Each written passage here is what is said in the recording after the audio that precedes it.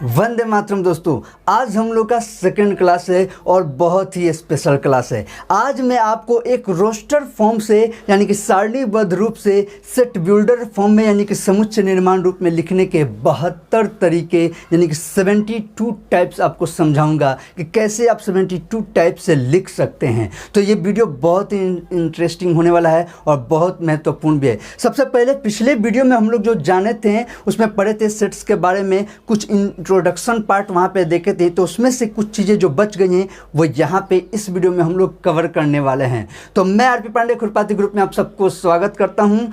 और अगर आप लोग चैनल पर नए हैं तो चैनल को सब्सक्राइब कर दीजिएगा, बेल आइकन दबा के ऑल पे क्लिक कर दीजिएगा और आप लोग मुझे इंस्टाग्राम पे फॉलो कर सकते हैं। आइए आज के इस महत्वपूर्ण क्लास को शुरू करते हैं। और हाँ, आज हम लोग जो ये 72 टाइप्स है वो हम लोग वीडियो के एकदम अंत में देखेंगे। उससे पहले कुछ चीज़ें पढ़ लें, फिर मैं आपको वो वीडियो के अंत में पूरे 72 टाइप्स दे दूँगा। तो आइए आज के इस क्लास को हम लोग शुरू करें।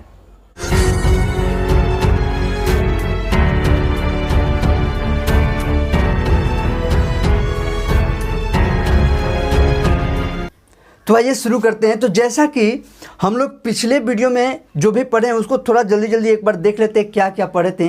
तो सबसे पहले हम लोग जाने थे कि सेट्स यानी कि समुच्चय, जो सेट्स है यानी कि समुच्चय क्या है, इसके बारे में हम लोग जाने थे कि समुच्चय क्या है। तो इसमें हम लोग क्या कहते हैं, तो सेट जो होता है तो set is a well defined collection of objects. ये क्या होता है, तो वेल डिफाइंड होता है ऑब्जेक्ट्स के कलेक्शन का, यानी कि सुपरिभाषित संग्रह। कैसा, तो सुपरिभाषित संग्रह होता है, सुपरिभाषित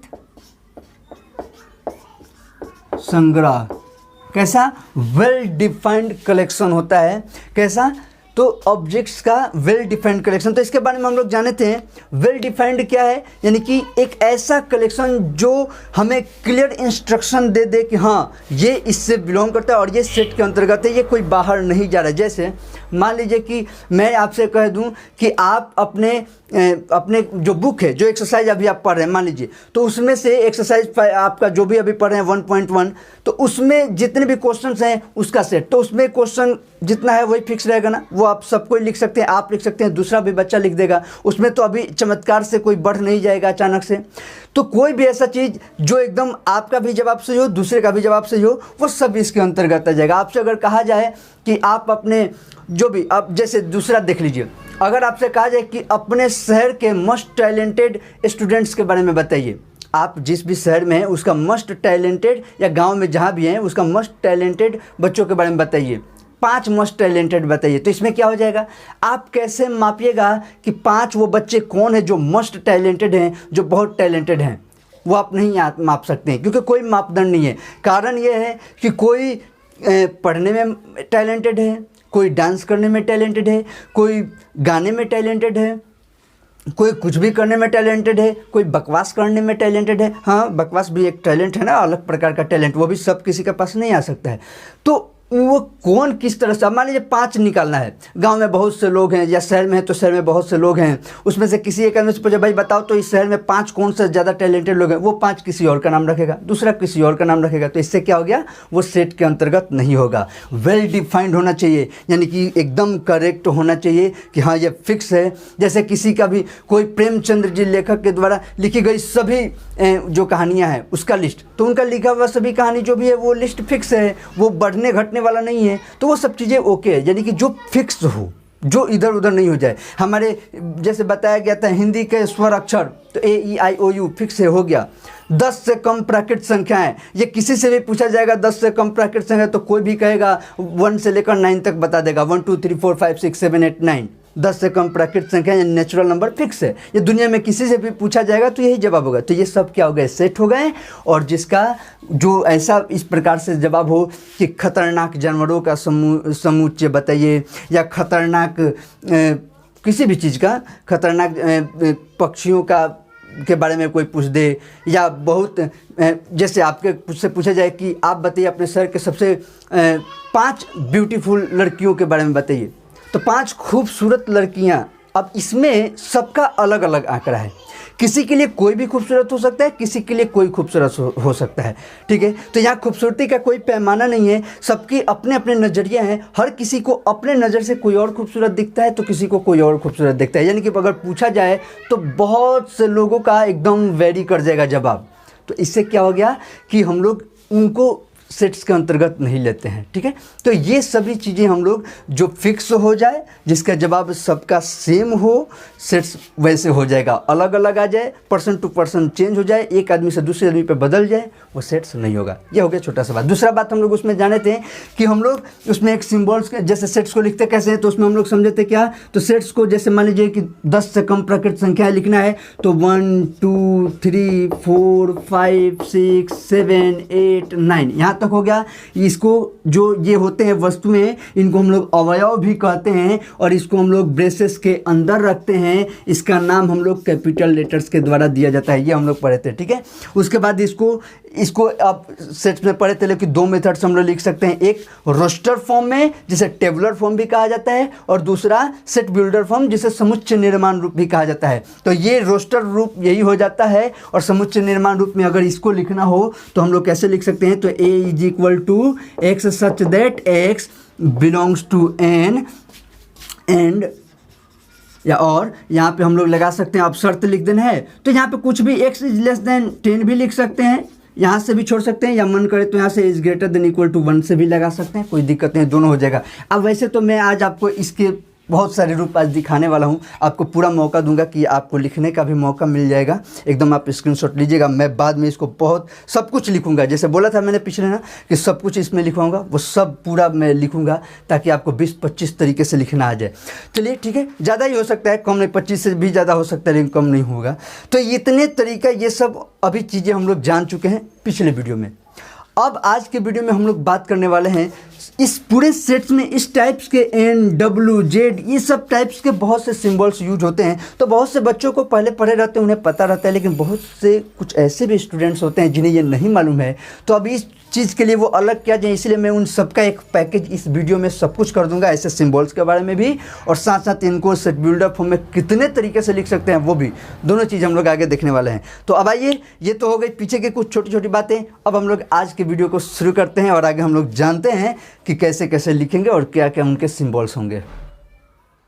तो आइए, इससे पहले कि हम लोग और सिंबल्स के बारे में कुछ जानें, सबसे पहले जो मैं बता चुका हूँ उसमें से कुछ नाम जो नहीं लिखा गया है वो आप लिख लीजिए। जैसे यहाँ पे जो होता है इक्वल टू एक्स, ये जो कोलन है इसको हम लोग यहाँ पे क्या पढ़ते हैं, सच दैट। क्या पढ़ते हैं, सच दैट, सच दैट। इसका सेंस जो हम लोग यूज करते हैं, जो हिंदी में पढ़ने के लिए इसका यूज किया जाता है, वो जहाँ के पर्पस से यूज किया जाता है। किसके लिए यूज हम लोग करते हैं, तो इसको हम लोग जहाँ के लिए यूज किया जा रहा है, कंडीशन बताने के लिए, जहाँ। जैसे एक्स सच दैट, अब एक्स जहाँ कैसा, तो x belongs to n, x belongs to n मतलब x जो है वो नेचुरल नंबर से बिलोंग करता है, यानी कि प्राकृत संख्या से बिलोंग करता है, यानी कि x एक प्राकृत संख्या है। इसके बाद सिंबल्स तो अभी हम देखेंगे, यहाँ पे पहले इसका मैं सिर्फ पढ़ना बता दे रहा हूँ। और यहाँ पे ये x जो है 2 से बड़ा है और 6 से छोटा है। अब इसी को मैं जब रोस्टर फॉर्म में ला दिया, तो रोस्टर फॉर्म में ला दिया तो 2 से बड़ा 3, 4 और 6 से छोटा तक आना है तो 5 तक हो गया। अब यहाँ पे एक बात आ गया कि इसको क्या बोलते हैं, इसका भी नाम मैंने कहा था, इसको हम लोग ब्रेसेस, जैसे ये जो हम लोग यूज कर रहे हैं इसको, अब इसको क्या बोला जाता है, तो देखिए इसको हम लोग कई तरह से बोल सकते हैं। इसको हम लोग ब्रेसेस भी बोलते हैं, ब्रेसेस भी बोलते हैं। इसको हम लोग कर्ली ब्रैकेट भी बोलते हैं, कर्ली ब्रैकेट भी बोलते हैं। इसको हम लोग मझला कोष्ठक बोलते हैं, मझला कोष्ठक, ठीक है। तो इस तरह से आप कोई भी नेम इसका यूज करिए, कोई दिक्कत नहीं होगा, ठीक है। इस तरीके से इसका हम लोग कोई भी नेम यूज कर सकते हैं, ठीक है। तो अब यहाँ पे मैं ज़्यादातर ब्रेसेस यूज करता हूँ, पर कोई भी दिक्कत नहीं है, मझला कोष्ठक, मझला कोष्ठ, आप जो भी कहते हैं, कर्ली ब्रैकेट, ठीक है। तो आप इसको कोई भी नाम दीजिए, पर ऐसा हो कि सबको समझ में। अब आप अपने से कोई नाम मत बना दीजिए कि वो टेढ़का वाला, ऐसा कुछ है, ऐसा कुछ भी नाम उल्टा पुल्टा नहीं बना लीजिएगा, ठीक है। ऐसे ऐसे घूमने वाला सांप की तरह, ऐसा वैसा थोड़ा सा नाम ऐसा जो सबको यूज कर सकता है। ब्रेसेस सबको ही समझ जाएगा, कर्ली ब्रैकेट, कर्ली ब्रैकेट भी ज़्यादा फेमस है। अब वैसे तो मझला कोष्ठक अपना ही है, कोई दिक्कत नहीं, ये हिंदी में होगा और क्या हो गया। तो ठीक है, ये सब अब आपको याद रहे कि इसको हम लोग सच दैट के लिए यूज करते हैं, जिसका सेंस निकलता है कि जहाँ के लिए वो शर्त बताता है, जहाँ, उसके बाद का प्रोसेस। तो एक्स यहाँ पे जो होता है वो बता दिया कि एक फंक्शन जैसे ए इक्वल टू एक्स, तो यहाँ पे एक्स का वर्क ये सब कर रहा है। अब दूसरा जो बता देता है जहाँ एक्स एक प्राकृत संख्या है और एक्स का कंडीशन क्या है, तो 2 से बड़ा और 6 से छोटा है, तो इसलिए हम ये लिख दी, तो ये हो गया। तो ये चीज़ पहले आपको ये नोट करना है, ब्रेसेस वाला जो भी। अच्छा, ये चीज़ आप लोग पिछले वीडियो में देख सकते हैं, एक बार खाली में लिख दें ये, इसको बारे में तो मैं पूरा लगभग 9 तरीका से आपको बताया था, ये कैसे बिलोंग्स टू के लिए एलिमेंट ये सब कुछ, लेकिन ज़्यादातर फेमस किसके लिए, बिलोंग्स टू पर्पज से यूज हो रहा है, ठीक है। ये पहले भी आप लिख चुके हैं, खैर यहाँ पे नया लिखने का कोई पिछला वीडियो देखे होंगे तो ये 9 तरीके से खैर लिखा हूँ, तो यहाँ पे कोई बड़ा नहीं, लेकिन यहाँ पे ये डज नॉट बिलोंग्स टू के लिए यूज हो जाएगा, डज नॉट बिलोंग टू, ये मतलब ये उसका मेंबर है, सदस्य है, एलिमेंट है, और ये उसका मेंबर नहीं है, यानी सदस्य नहीं है, एलिमेंट नहीं है।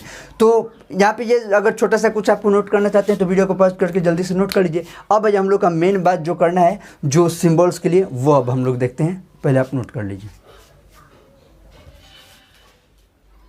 तो आइए हम लोग जान जाए कुछ इंपॉर्टेंट, कुछ महत्वपूर्ण वो सिंबल्स जिनका पूरे सेट्स और खासकर क्लास 11th में बहुत जगह, भविष्य में भी आपको इनका यूज करना ही करना है। तो देखिएगा 12th में भी बहुत जगह यूज होगा। अब देखिए जैसे क्या हो गया हमारे एन, जब भी कैपिटल एन हो ये हमारे क्या हो जाते हैं, तो सभी प्राकृत संख्याएं यानी कि नेचुरल नंबर्स जो हैं उनका समुच्चय हो जाता है, यानी नेचुरल नंबर्स का सेट हो जाता है। तो सभी प्राकृत संख्याओं का समुच्चय यानी कि सभी नेचुरल नंबर का समुच्चय जहाँ भी सेट्स जहाँ भी दिखाना हो वहाँ पे हम लोग सीधे सिर्फ एन लिख देंगे, काम हो गया, ठीक है।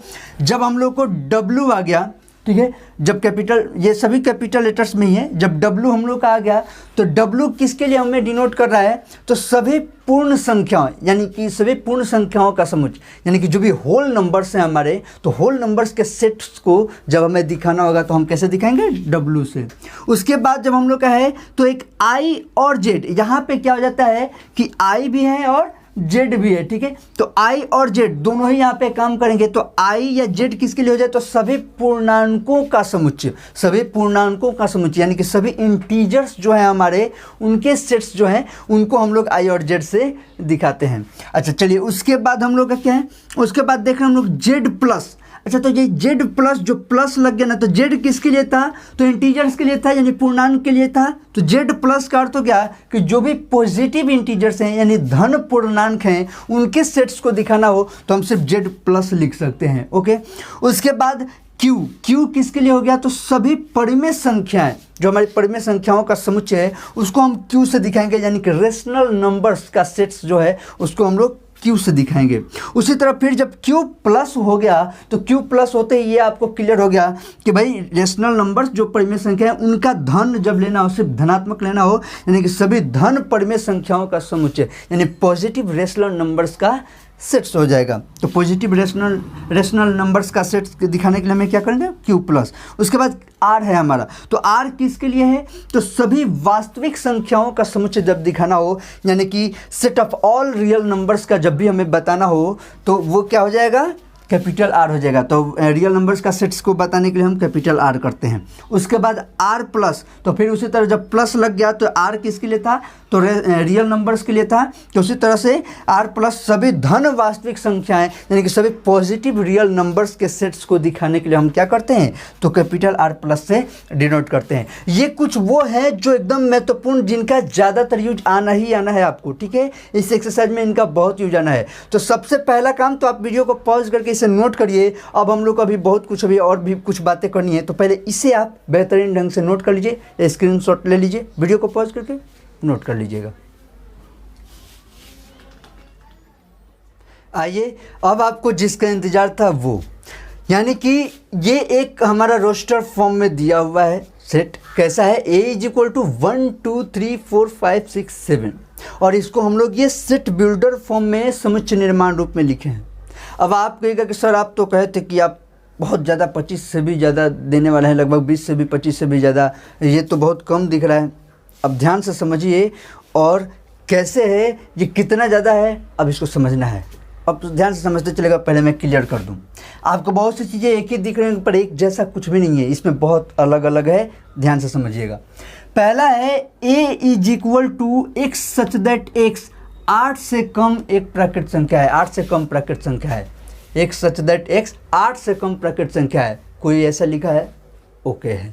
कोई बच्चा दूसरा है कहा नहीं। पहले देखिए, पहले पूरा इसको समझ लीजिए, उसके बाद मैं आपको बता रहा हूँ कि अब ये कितने तरीक़ा से हो सकता है, सामने हम लोग अभी देखेंगे। पहले समझ लीजिए, एक सच दैट x एक प्राकृत संख्या है और x जो है 8 से छोटा है, यानी x इज लेस देन 8।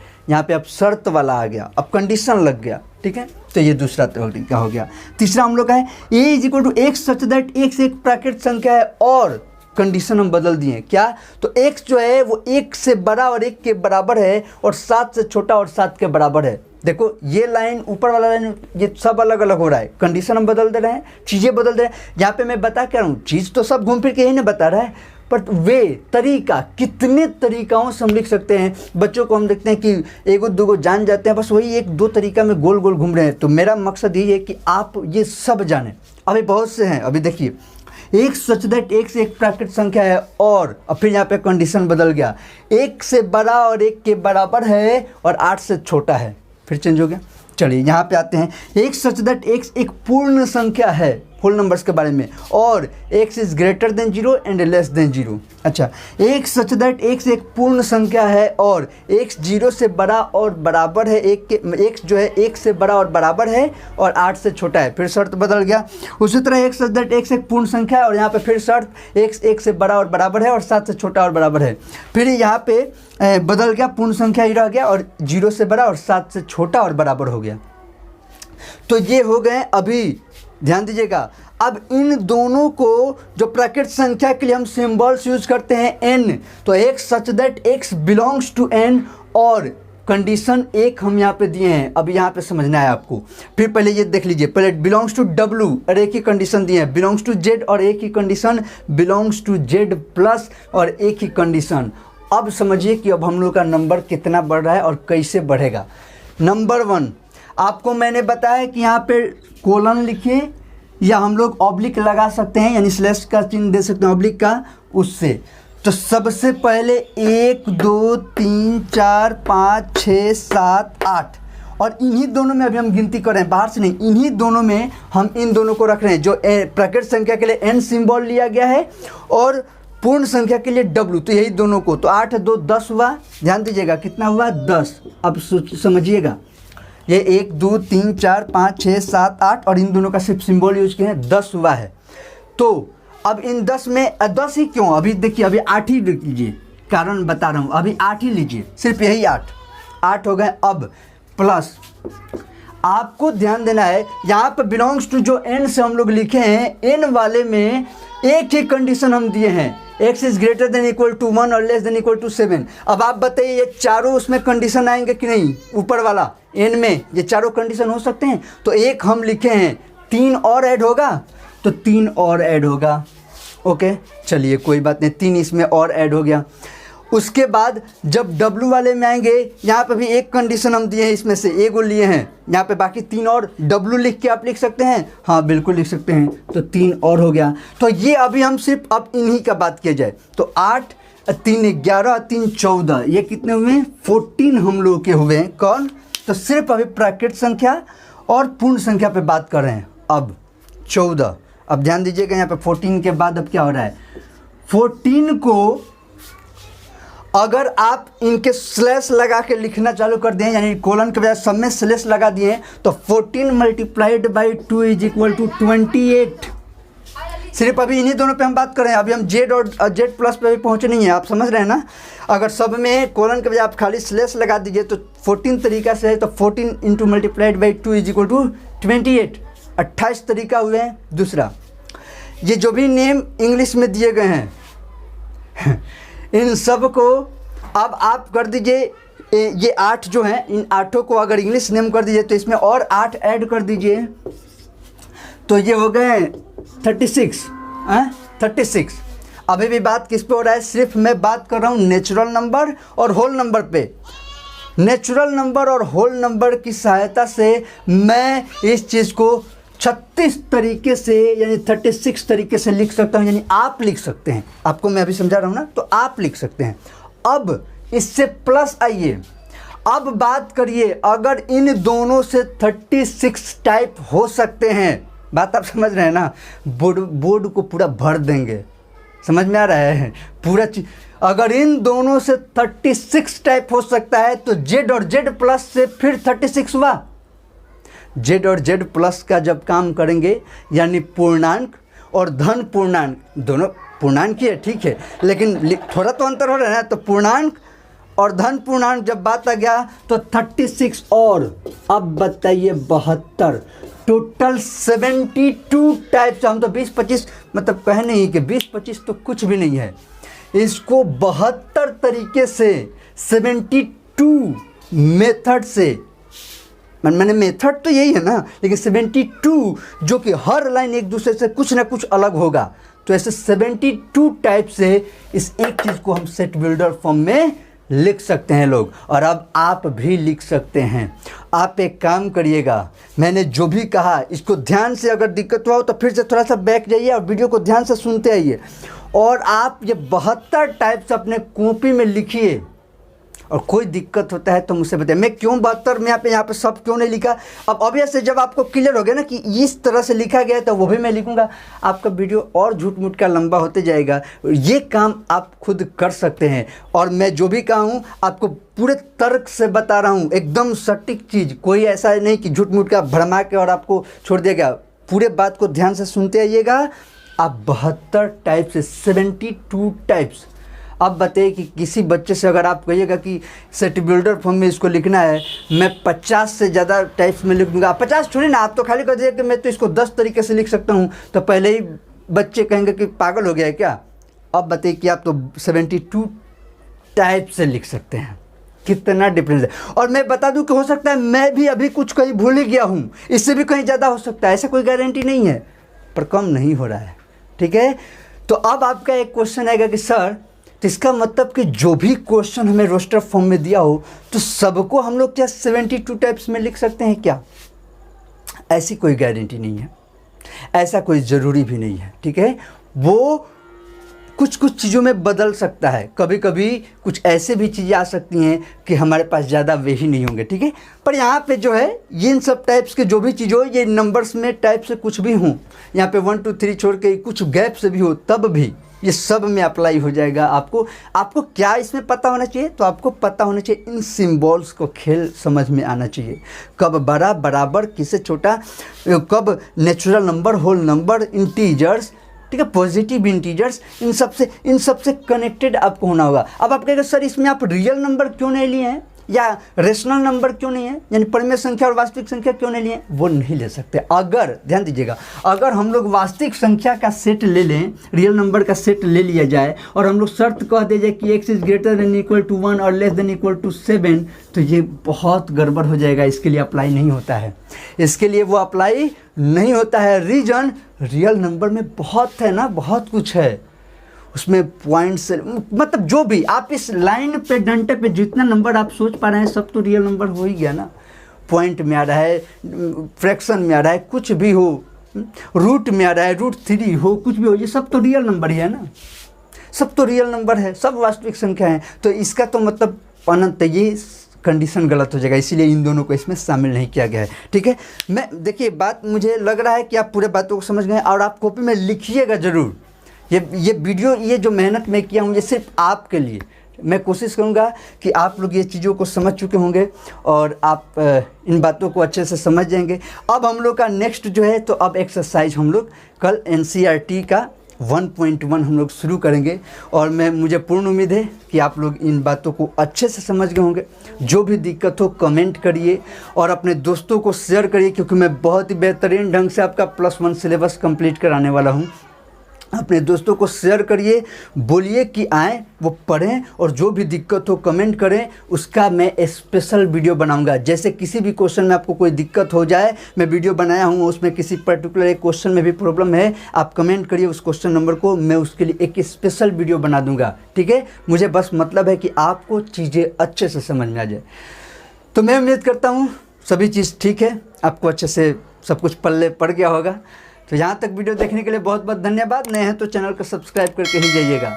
जय हिंद, जय भारत।